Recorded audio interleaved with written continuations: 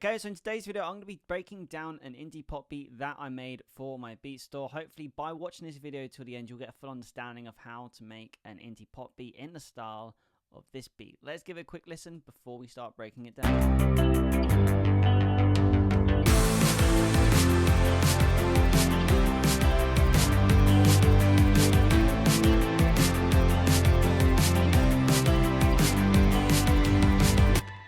So that is the beat we're breaking down, so make sure you get in your comments in below if you've got any questions as you're watching this video, and I'll be happy to answer them. And of course, make sure you drop a follow as well if you are new to the channel. So let's start with how I start every single video that I break down. I always like to start it around a sample because I feel like it's a very good way to make music. I used to be against samples, but now I think it's a really good way to get new sources of inspiration. I'm actually working on a pop sample pack at the moment, which is hopefully going to have a massive catalog for you guys as well. But this is the sample I found in Splice today, which the whole track was built around.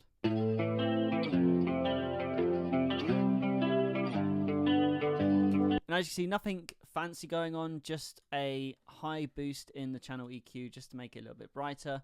And then from this, I added the drums. Now the drums today are the Prism Retro Pop drums. This is Native Instruments, by the way, for anyone who's wondering, and they sound really good out the tin. Let's have a listen to the drums.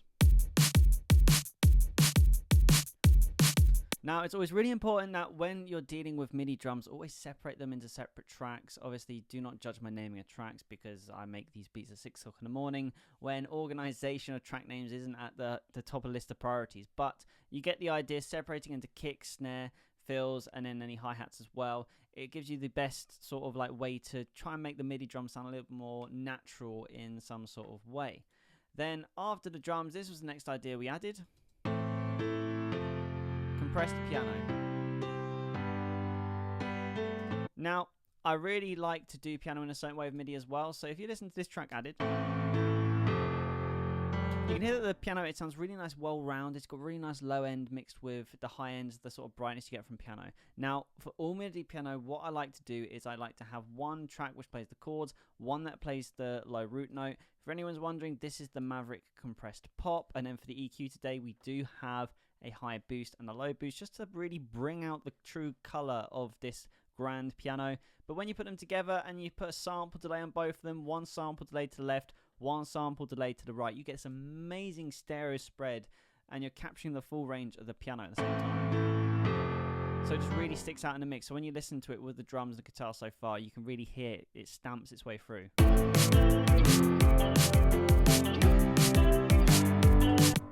So, and then after that, because the last thing that I added at this point was the low piano, it made sense to add a bass line next, and we went for the 70s classic synth bass, which is a preset in Alchemy. It's actually my favorite, that's why it's the only thing that's got 5 stars. I use it in so many projects, and it's just a great way to add low end and that synthetic quality as well. And then just for the actual mixing, we've got a chorus effect on, so we've got 100% mix, 100% intensity, and then a 0.033 hertz rate. This is because you get the stereo spread as a chorus effect, but you do not get the modulation, meaning it just acts as a stereo spread instead of a sort of like modulated effect. Which leads on to the next thing, which is the bright strings, which we added afterwards. It's very simple. It's just adding sort of like pad styling that build up the atmosphere of the track. It's the Retro Synth Bright Strings preset. Very simple going on here. Again, I like to add the chorus with the same settings as well, so we can actually split out to the size of the mix. So when you put the two together, we do have our pads and our atmosphere starting to build for the song. And a really cool like synthetic value. I feel like these sort of indie pop beats in this certain style, it's really nice to add pads in like this because it adds a certain saturation and warmth to it. Kind of association with Lany tracks. I love listening to Lany. They're a really cool indie rock band to listen to. They're used to synths, but they also veer as well to more the rock side as well. So it's a really interesting band to listen to and takes a lot of inspiration in tracks like this. And then for the bass line, I went for a synth bass line today. The classic analog bass, this is one of my favorite bass presets, but you do have to put an EQ which sounds something like, which looks something like this if you want to get the full effect out of it. I feel like it lacks a lot of high end, but when you do put the high end up, it really brings up this really nice sort of like brightness to it. So it really cuts through in the mix a lot easier. Now, the next thing I added was these guys.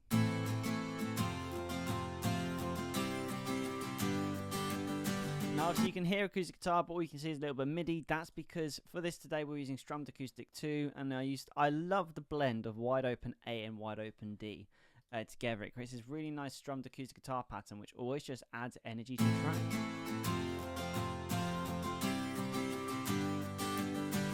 Very simple, but super effective. Again, I love Lany instruments. I love their session guitarist range. I use them a lot, and that's the Strummed Acoustic 2. And then after that, we're just adding to the pads just a little bit more, because when it gets towards the end of a track, you've really got to start listening to what you've got so far. So, for example, if we were to put ourselves in a situation where I was before I added this pad, we had this so far. And you think, okay, this is great, but it feels like it's lacking a bit of energy, and it's lacking a little bit of brightness. So the first thing I added to try and rectify that problem was the Airways pad. So when you add it in, all of a sudden we've got a nice little bit more brightness to the track. But we're missing that little bit of brightness, which is mixed with high energy. So then what I decided to do would be the best thing to do is add the rock aspect. So I wanted some distorted guitar in there. And that is literally just sustaining the root chord of the whole song. And you guessed it, we're in Contact, session guitarist, electric vintage, and it's the simple A. This is my favorite thing in session guitarist is the electric vintage simple A. This goes on most indie pop stuff I go on. Even if you just put it in the background, it just adds a real nice energy and presence to any mix. I love using it, and I use it a lot. I'm not afraid to admit it. And then after you do all that, all you need is something to kind of help with the transitions between sections. So we've got ourselves some crashes just to really stamp the chorus in. One of them is white noise, one of them is a crash. Both of them are extracted from Splice. Again, nothing wrong with using Splice. Splice is great. And when you put it all together, you get an indie pop track.